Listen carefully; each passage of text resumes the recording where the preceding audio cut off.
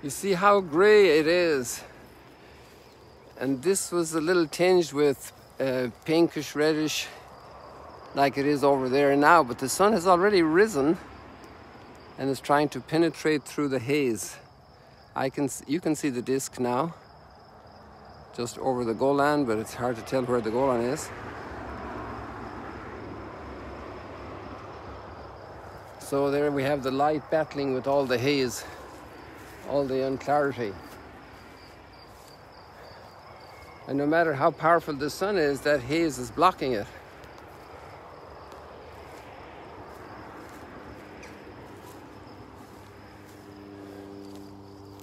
Even I can block out the sun with a little paper bag, even with my hands in front of my eyes. But the sun will come through, it will be victorious. And it will be very hot. It will be very hot today.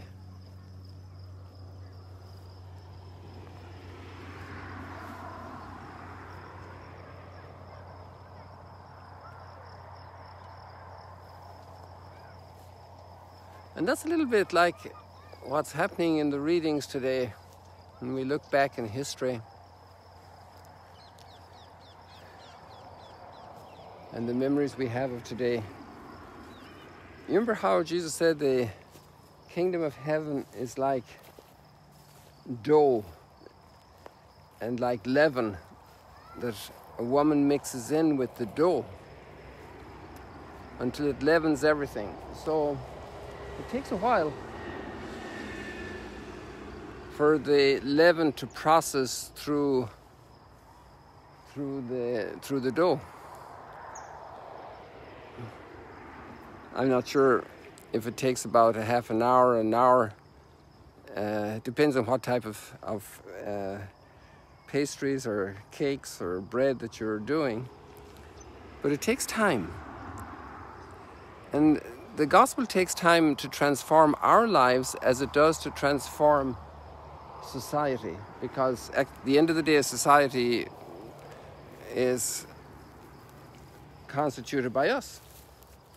And the ways of society are the ways of the people, the members, the individuals of society.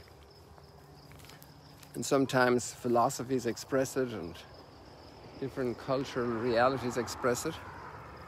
But the society needs the people.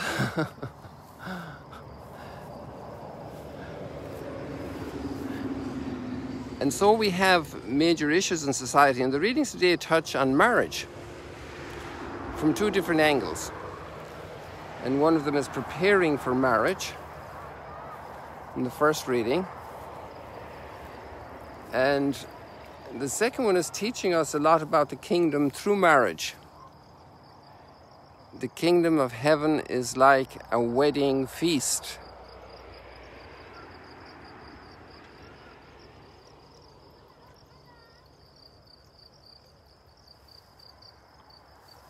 And it's not just like a wedding feast because of all the good food and all the good drink and all the music. It's primarily great because of the joy of the wedding. And the other points, the physical things, are expressing that joy. The joy of people discovering true love. Definitive love. Definitive bonds. The kingdom of heaven has that joy to it. It's an extraordinary joy. And it's something solid. Like, who's going to move that mountain? And if we add in this piece to it, and who's going to move all that mountain? And that's just a small piece of our bill. The bigger piece is north of that little hump there. So who's going to move that? Who's even going to move this wall, you know? Well, it could be done with dynamite and bulldozers. To move the mountain will be much tougher. And to move the Rockies or the Alps or the Himalayas, you know? So the kingdom of heaven, the marriage, that is a love, you know. I will love you till the moon fails. that's an expression of love that people in love say to each other.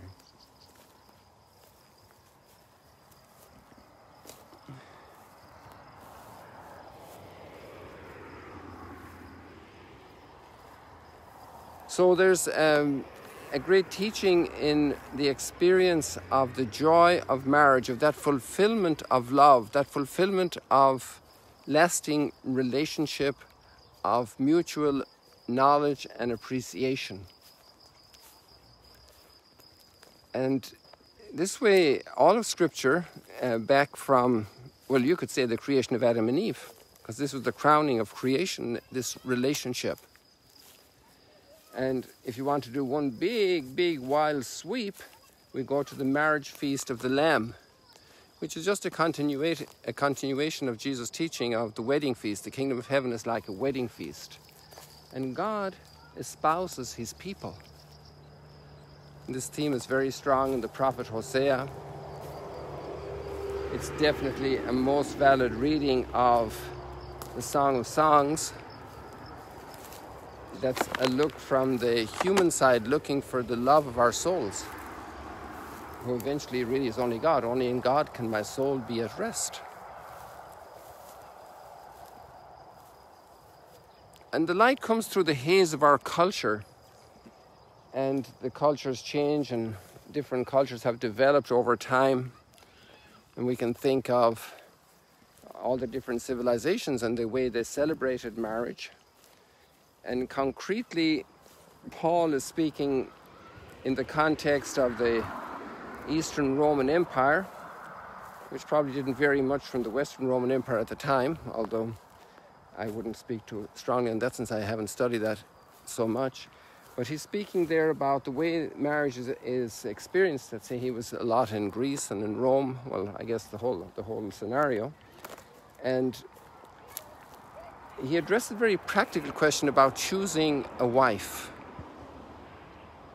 And it's interesting also today we remember an extraordinary woman whose son is probably one of the greatest theological geniuses in history.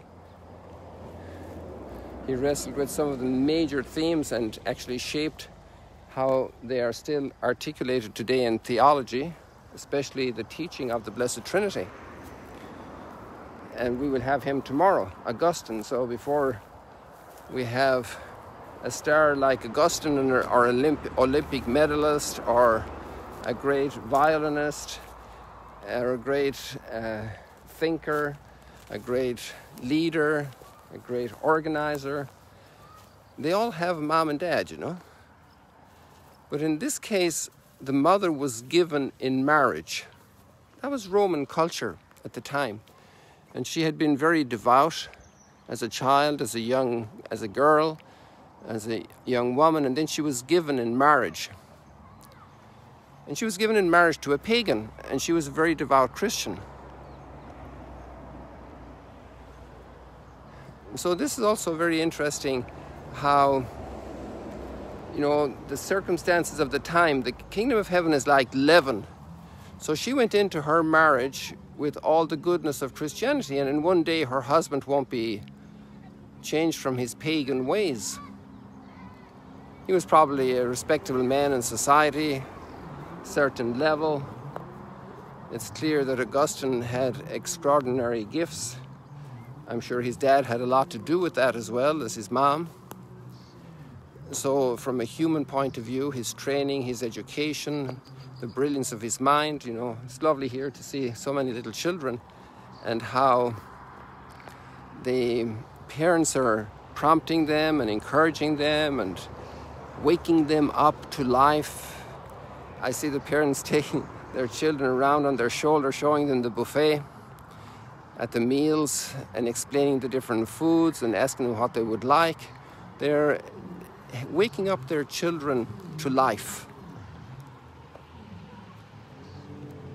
And I'm sure then that Augustine was deeply influenced by his father. Imagine all the love his father would have had from him, because a pagan also loves immensely, and loves their children.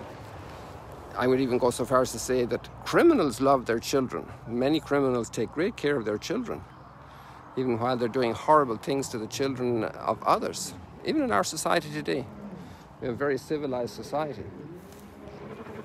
In many ways, with great accomplishments, and in other ways, very brutal. I imagine the people that are making a lot of money on human trafficking are taking good care of their children, their own children. So Augustine would have gotten a lot from his parents, you know. But she was given in marriage to a pagan, and she knew how to deal with that, how to bring in her charm, her feminine genius, the leaven of the gospel. And if you go there to the reading of Thessalonians today that's attached to this post, you will see how one should choose a spouse. It's very practical. And you'd say, well, what does religion have to do with all of this? Well, of course it does, because if God has redeemed me and redeemed each person, and if Christ has shown this extraordinary love, then I need to treat others.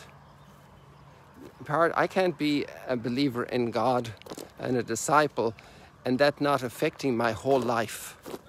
The way I do business, the way I work, the way I relate to others within my family, outside my family. And marriage is something that shapes life immensely and deeply and bountifully, and is plagued by lots of sufferings. Just like our life and our body is a great gift, but we can be plagued by diseases, by difficulties, by accidents, by things that happen. So I think we have a beautiful, encouraging word here today for life and for young people and for older people. And one of the beautiful things about our faith is that, okay, we made lots of mistakes yesterday.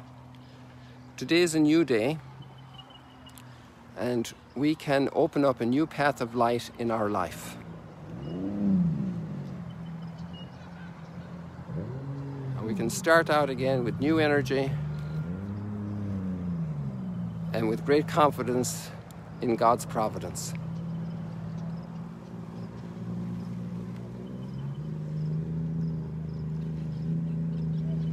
We can prepare our oil lamps so that they're burning. We can prepare the oil for the oil lamps, because God's providence works through our provision also, that we're providing. Sometimes people are foolish, sometimes people are wise. So we want to be with the wise ones, don't we? Everybody does. We don't want to be caught in foolish behavior, because the consequences are immense. It was amazing, the children were out swimming this morning at 6 here. I'm sure they woke early, little kids. Lots of tents here, lots of people camping, enjoying the beauties of nature.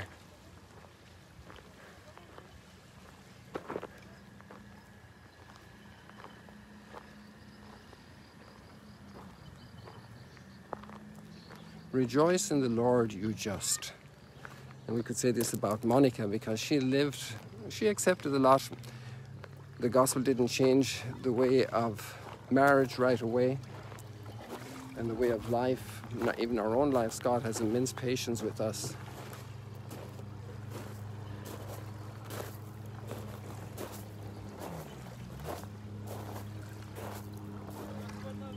It goes little by little, like leaven in the dough.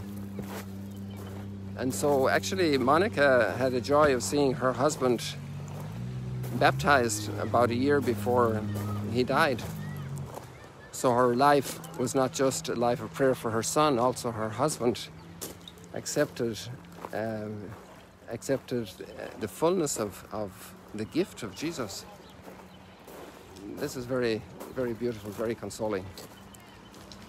So people, I think we'll say that's a lot for today. A lot of thought, a lot of action for our lives. May God bless you. Have a wonderful day.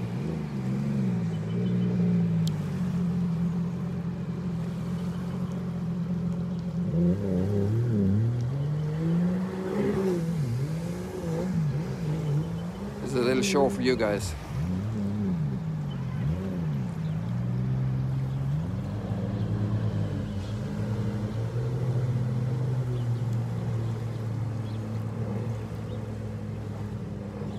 I think they team up and create waves for each other so they can have a rockier experience. God bless you.